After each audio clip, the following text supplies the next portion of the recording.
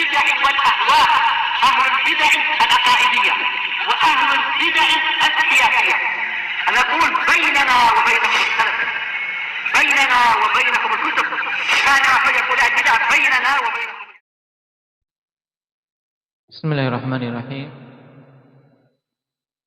الحمد لله حمدا كثيرا طيبا مباركا فيه كما يحب ربنا ويرضى. أشهد أن لا إله إلا الله وحده لا شريك له، وأشهد أن محمدا عبده ورسوله صلى الله عليه وعلى آله وأصحابه ومن تبعهم بإحسان إلى يوم الدين. أما بعد.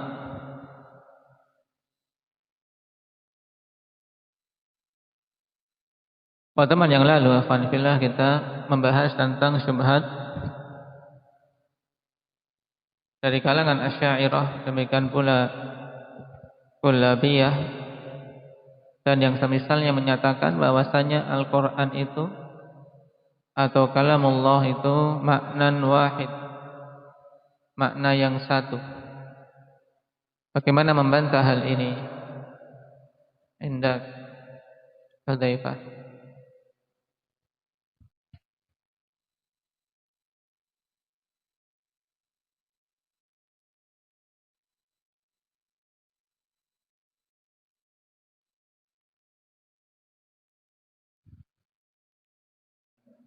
Nah, barakallahu fiik.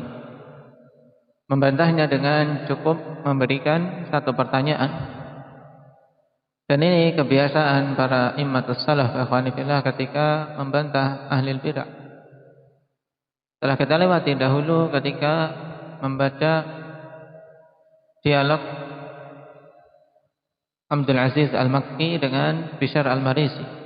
Beliau juga melontarkan pertanyaan. Nah, dan sekarang juga ketika membantah mereka yang menyatakan kalamullah itu hanya satu makna saja, sedangkan Al-Quran, Taurat maupun Injil hanyalah pengungkapan dari kalamullah. Kalau diungkapkan dengan bahasa Arab namanya Al-Quran, kalau diungkapkan dengan bahasa Ibrani namanya apa? Taurat dan seterusnya. Nah, kita katakan dengan satu kasus semua sepakat bahwasanya Musa mendengar kalamullah. Baik, apakah yang didengar oleh Musa tersebut seluruh makna dari kalamullah atau sebagian? Kalau dia mengatakan iya, maka jelas dia menjawab dengan sesuatu yang tidak masuk akal, yang jelas kerusakannya. Kalau dia menjawab sebagian saja, maka sungguh dia telah mengatakan bahwasanya kalamullah itu bukan hanya satu makna. Baik. Nah, kita lanjutkan ikhwan, berhubungan dengan musammal kalam wal qaul. Ini juga butuh perhatian. Ya, konsentrasi. Nah, qala walin nasi fi musammal kalami wal qawli 'inda al-itlaqi arba'atu aqwal. Ahaduha annahu yatanawalu al-lafdha wal ma'na jami'an kama yatanawalu lafdul insani ar-ruha wal badana ma'an, wa hadha qaulus salaf.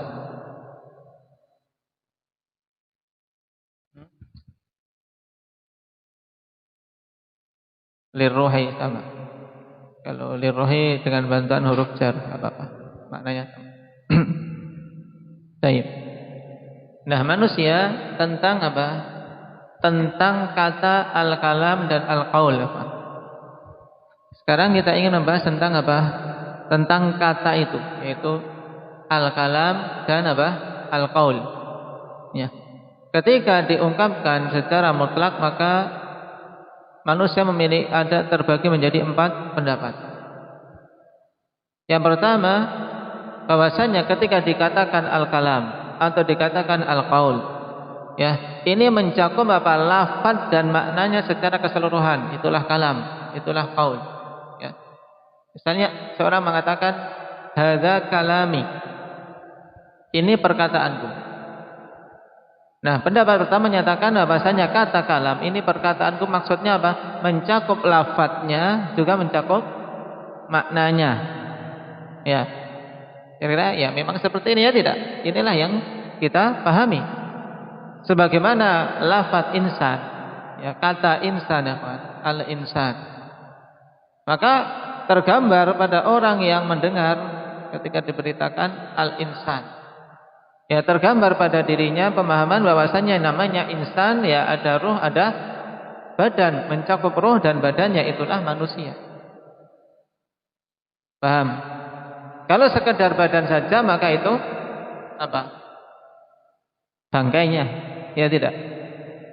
Nah, itu jenazahnya kalau mau lebih sopan, lebih halus. Nah, inilah pendapat para salaf. Ya, pendapat para salaf ketika ada ungkapan yang diistilahkan dengan al-kalam atau al-qaul, maka itu mencakup lafadznya dan maknanya. Baik.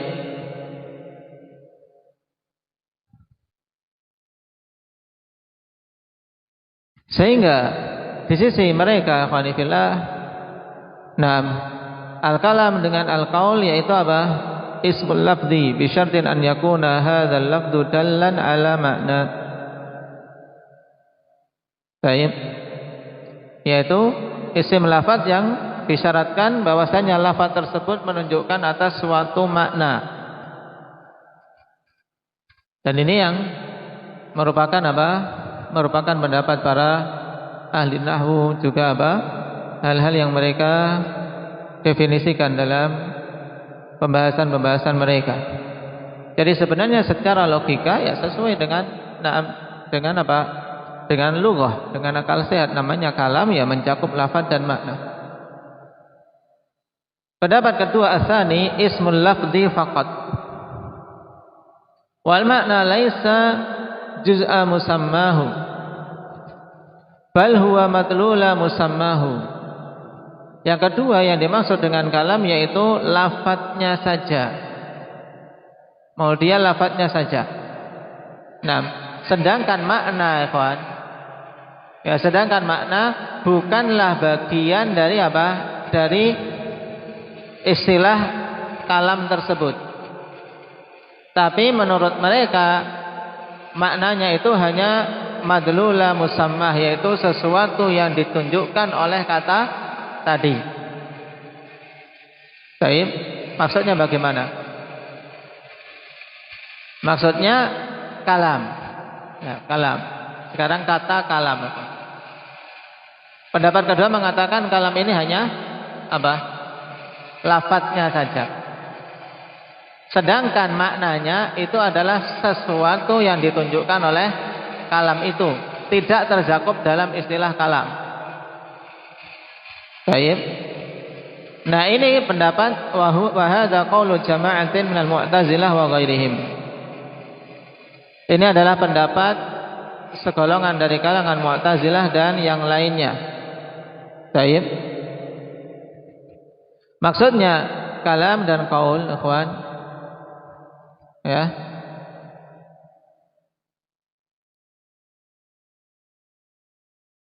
Itu hanya merupakan apa? Penamaan untuk suatu lafaz. Baik. Hanya penamaan untuk suatu lafaz saja. Sedangkan makna itu hanyalah sesuatu yang ditunjukkan oleh apa? Oleh lafaz tersebut. Ini tadi yang pendapat Mu'tazilah. Dan ini pendapat kebanyakan ulama nahwu, kawan. Saya keliru tadi melihat. Nah, yang tadi saya baca itu yang pendapat kedua. Adapun pendapat yang pertama yang merupakan pendapat para salaf, bahwasanya kalam itu mencakup lafaz dan makna secara keseluruhan. Nah, ketika disebutkan secara mutlak, inilah yang hak sebagaimana ditunjukkan seperti misalnya pada ayat wa yaquluna fi anfusihim laula yu'adzibunallah. Nah, kata wa yaqulun ini qaul, yang dimaksud ya makna dan lafaz, yang dimaksud maknanya. Wa yaqulun ya mereka mengatakan. Naam.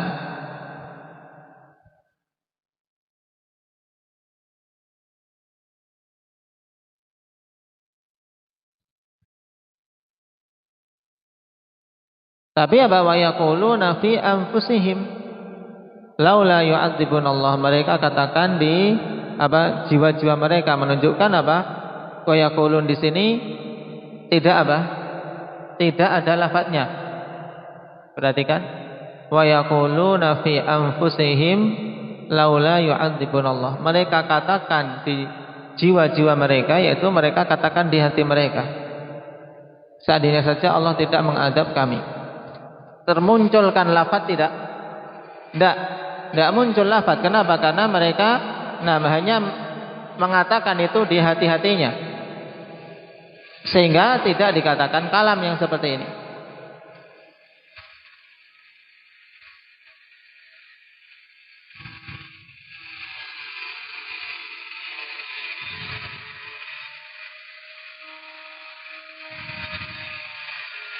Nah, makanya ikhwan, yang dimaksud dalam pembahasan kita yaitu al-kalam dan al-qaul ketika dimutlakan, tidak ada embel-embel fi anfusihim atau yang lainnya.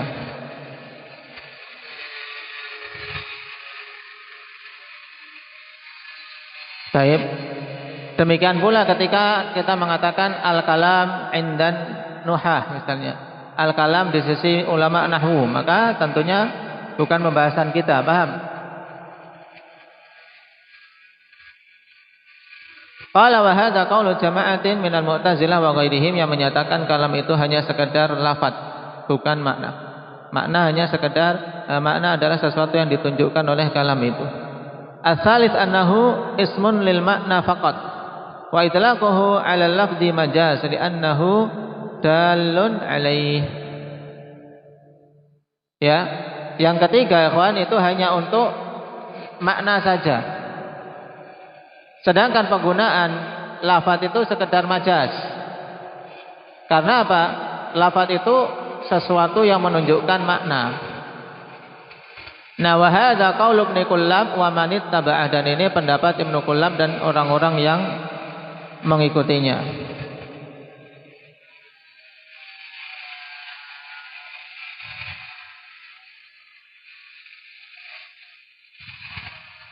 Ar-rabi', yang keempat,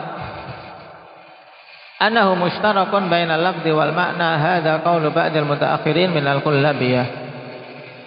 Nah, yaitu penggabungan antara lafaz dan makna. Ini pendapat orang sebagian mutaakhirin dari kalangan kullabiyah. Baik.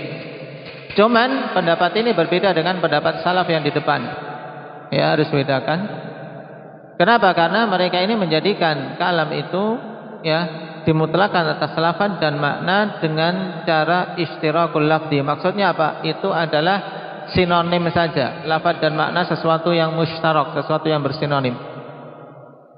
Sehingga walaupun mereka mengatakan kalam adalah penggabungan lafaz dan makna, tapi berbeda dengan pendapat salaf. Baik. Nah, ini 4 pendapat yang disebutkan oleh Ibnu Abil Izz rahimahullah tentang apa? Tentang kata kalam dan al-qaul ketika dimutlakan ya Pak. Dan kalau kita putar ke pembahasan awal di pembahasan nahwu sekarang. Kalian pernah belajar tuhfah ya? Pernah belajar tuhfah, ketika mengatakan definisi kalam secara lughah apa? Masuk di dalamnya apa? Kata Muhyiddin Abdul Hamid. Apa ada? Berarti masuk di dalamnya isyarat, masuk enggak? Menurut Muhyiddin isyarat masuk. Masuk dalam istilah apa? Kalam. Berarti dia masuk pendapat yang mana ini? Muhyiddin Abdul Hamid dalam syarah dia untuk apa? Jurumiyah, ketika mendefinisikan kalam secara bahasa ya, memasukkan isyarah. Ketika gini, ini secara bahasa masuk dalam kalam. Paham? Ketika ditanya, sudah paham belum Muhammad? Gini, orang yang dengar paham? Oh, belum paham. Ya. Nah, berarti belum paham. Ini kalam atau bukan menurut Muhyiddin Abdul Hamid? Kalam.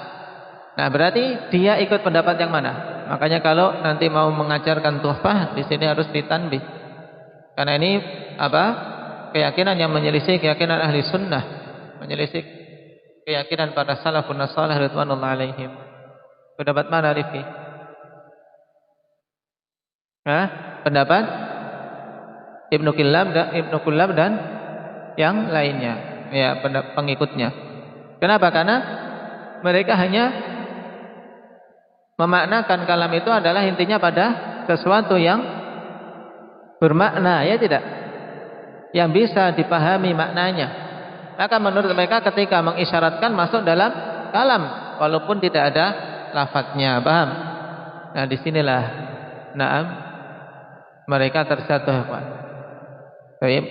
Jadi pensyarah di situ terjatuh dalam pemahaman Ibnu Kullab dan yang mengikutinya dari kalangan Asy'ariyah. Karena kalam secara bahasa ketika dimutlakkan ya mencakup lafaz dan makna. Tidak dikatakan kalam kalau ada kecuali ada lafaz dan makna. Kalau tidak bermakna, ya tidak dikatakan kalam. Tapi dipahami maknanya, tidak terucap, tidak ada lafaznya, jadi tidak dikatakan kalam. Ini pendapat ahli sunnati wal jamaah yang diingat-ingat dalam pembahasan kita. Nah, baik. Mungkin itu dulu. Banyak gangguan. Ya. Naktabi bihadza subhanakallah.